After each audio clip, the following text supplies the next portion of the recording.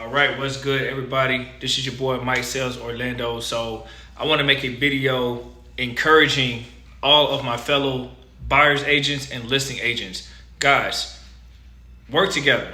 That's as simple as I'm gonna put it. Yes, you are representing your respective clients, right? If you're a buyer's agent, you're representing your buyer. If you're a listing agent, you represent the seller.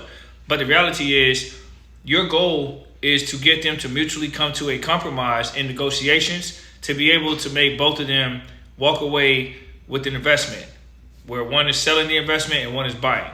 And a lot of the issues that a lot of realtors have is they actually act like they are buying or selling the house. Like, yes, you want to represent your client in your best interest, but keep in mind, we are professionals. Before we get a buyer or seller, we are professionals, which means we need to exhibit professionalism in our craft. And when we start to become emotional with the buyer or seller, it makes them, they're already emotional. They're already kind of like nervous. You know, there's a lot of money involved. It's probably the biggest transaction they're going to do in their life.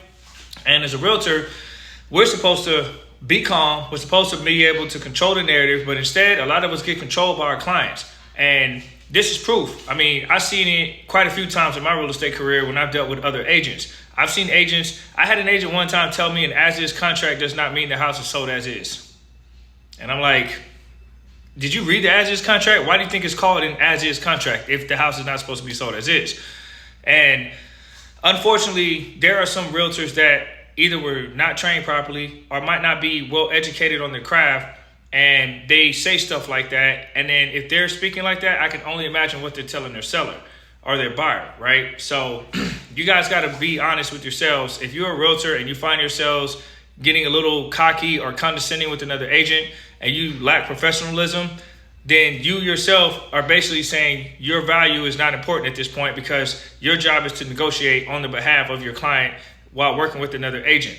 So if you get a little bit out of character, then you might as well ask yourself, why does a person need a realtor if they can get out of character with the seller directly themselves? That's what you're there for. You're the professional. You're the expert. You're supposed to be there to help guide them, not contribute to their erratic behavior at times when they don't know what to do. You're supposed to provide guidance. So I'm making this video because a lot of realtors who experience this, or if you haven't experienced this, you probably will one day, because there's always that one realtor, I've been doing this for 20 years, blah, blah, blah. Who cares? You still got to renew your license every 2 years like everybody else. So while it's respected of the craft that you had and the time you have, your knowledge still has to be refreshed every 2 years like everybody else. The market in COVID is not the same market as it is post-COVID, right?